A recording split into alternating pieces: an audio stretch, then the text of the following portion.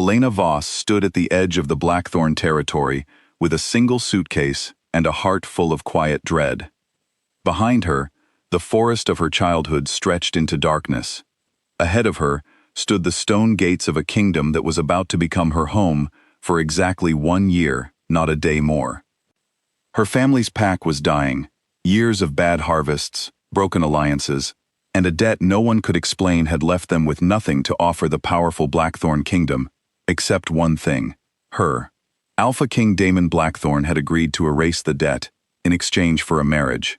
A contract, 12 months as his wife, and then she would be free, her family safe, her name forgotten by the kingdom that used her. She told herself it was simple: walk in, survive the year, walk out.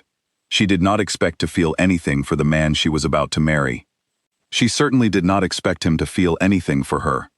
The wedding was quiet and cold, more like a business signing than a celebration. Daemon stood at the altar in black, his expression unreadable, his eyes the color of a winter sky. When their hands were joined, he did not smile. He only nodded once, as though confirming a deal had closed. Elena matched his silence with her own. Two strangers bound by paper and pride. The first weeks in the Blackthorn stronghold were lonely. Elena kept to herself, expecting whispers and cold shoulders from a pack that had not chosen her. Instead, she found small kindnesses she did not ask for. A young wolf named Mira left a cup of tea outside her door each morning. Always the right temperature, always without a word. An old healer named Corwin taught her which herbs eased a headache and which ones were poison, speaking to her as though she mattered. Slowly, without meaning to, Elena began to feel less like a prisoner and more like a guest who might someday belong. Daemon noticed her before he wanted to. He noticed she woke before sunrise and walked the training yard alone, throwing knives at a wooden post with more skill than any noble bride he had ever heard of. He noticed she never once complained about her small quarters, though he knew they were smaller than what she deserved. He noticed the way her eyes changed color when she laughed at something Mira said, a warm amber instead of the guarded brown she wore around him. He told himself it did not matter. This was a contract. In 1 year she would leave, and he would return to ruling alone, the way he always had. But he began finding reasons to be near her anyway.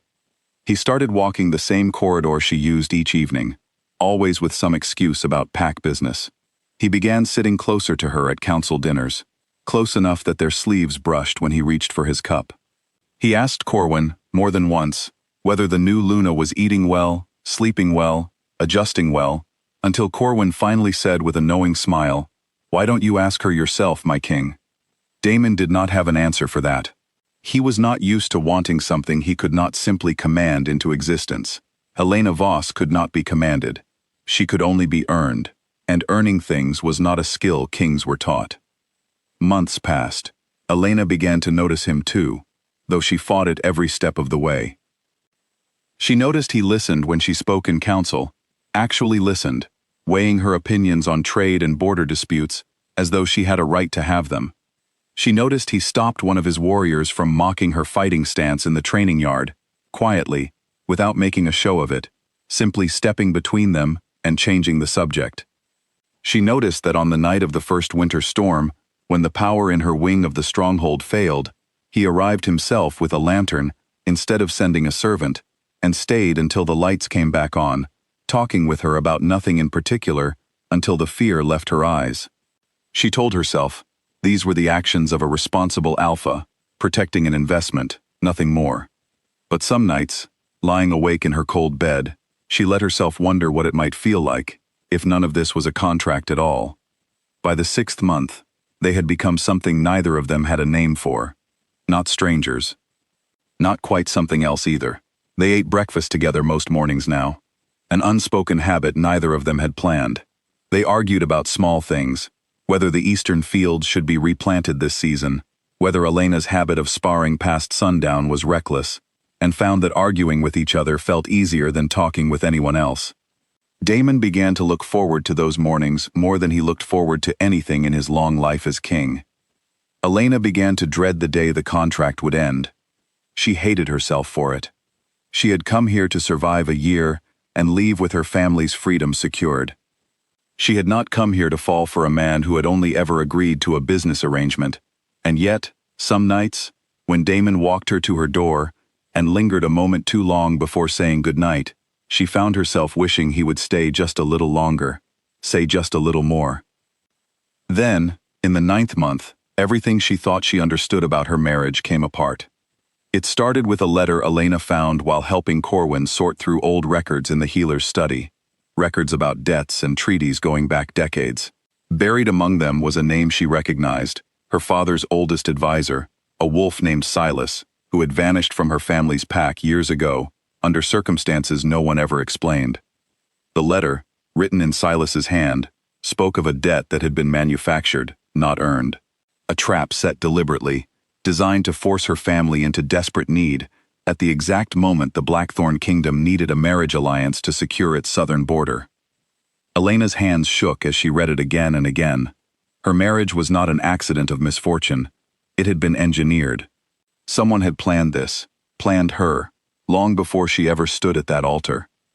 She brought the letter to Corwin, who went pale and admitted, after much pressing, that he had heard rumors years ago, but never believed them. Elena asked him one question that mattered more than any other. Did Damon know? Corwin swore he did not believe so, but the doubt had already been planted, and doubt, once planted, grows roots fast. For the first time since arriving at Blackthorn, Elena began to pull away. She stopped joining Damon for breakfast, telling Mira she was too busy, though her days had not changed at all. She kept her answers short in counsel, avoided the corridor where he always seemed to find her, and when he asked, gently, if something was wrong, she told him she was only tired. It was not true, and from the way his jaw tightened, she suspected he knew it. Damon did not push. He had never been taught how to chase anything, only how to command it, and commanding Elena had never worked. So he waited, growing quieter himself, watching the warmth between them cool like a fire left untended, not understanding why, only feeling the loss of it in his chest each night at dinner, when her chair sat too far from his. What Damon did not know was that Elena had spent every night since finding that letter turning the same question over in her mind. If their marriage had been built on a lie from the very beginning, whose feelings could she trust? Not her family's, who may have known and said nothing. Not the kingdom's, which had used her as a piece on a board. And maybe not even her own, twisted as they were by 9 months of proximity and kindness, that may have only ever been duty dressed up as affection. She could not ask Damon the truth without breaking something that, real or not, had become precious to her. So instead, she said nothing, and let the silence between them stretch until it felt unbearable. As the 12th month approached, whispers reached the stronghold of a rival kingdom, the Ashgrove Pack, sensing weakness in the temporary nature of the Blackthorn marriage. They began making moves along the border, testing defenses, spreading rumors that the alliance would collapse the moment the contract expired. Damon spent his days in war councils, fortifying borders, and his nights alone, staring at a wife who had become a stranger again, just as the year was ending. He decided, 3 days before the anniversary of their wedding, that he would not let the contract simply expire in silence. He would tell her the truth, whatever it cost him, that this had stopped being a political arrangement months ago, that he did not want a document to be the only thing that had ever bound them together, that he wanted her to stay, not because a debt required it, but because he could no longer imagine his life, or his kingdom, without her in it. He planned the words carefully, the way he planned everything, choosing the garden at sunset, the one place in the stronghold that had always felt like hers more than his. He asked Mira to make sure Elena would be there. But Elena never came. That night, believing that a marriage built on manipulation could never become something honest, and terrified that what Damon felt for her might only be guilt or duty wearing the mask of love, Elena packed a single bag in the dark. She left before dawn, before he could find the words, before she could hear them and lose the strength to walk away.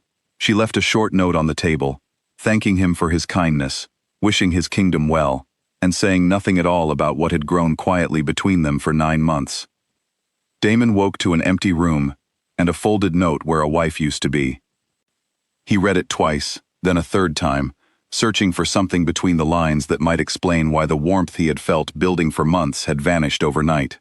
He found Corwin instead, and Corwin, unable to watch his king suffer in confusion, finally told him everything. The letter, Silas, the manufactured debt, the doubt that had taken root in Elena's heart long before that morning. For the first time in his life, Damon Blackthorne understood what it felt like to lose something he had never properly told he wanted to keep. He did not send warriors after her. He did not send a formal decree demanding her return.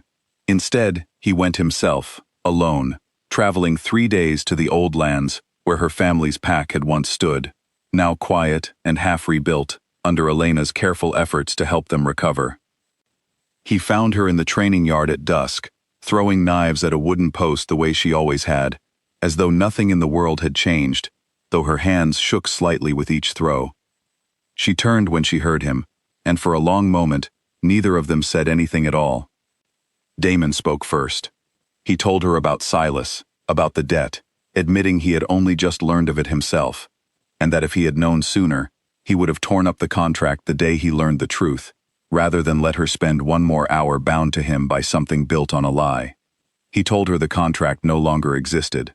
The debt was forgiven, fully and without condition, whether she chose to return with him or not. Then he told her the rest. He told her that somewhere in the quiet mornings and small arguments and long winter nights, what began as an arrangement had become the truest thing in his life. That he was not asking her to come back because a paper once said she must. He was asking because he wanted to choose her freely, the way he hoped, if she was willing, she might choose him too. Elena stood very still, knife forgotten in her hand, tears she did not try to hide slipping down her face. She told him she had been afraid that what he felt was duty wearing love's face, afraid that the year had only ever been a performance neither of them chose. She told him she left not because she did not care, but because she cared too much to risk finding out it was never real. Damon closed the distance between them slowly, giving her every chance to step back if she wanted to. She did not.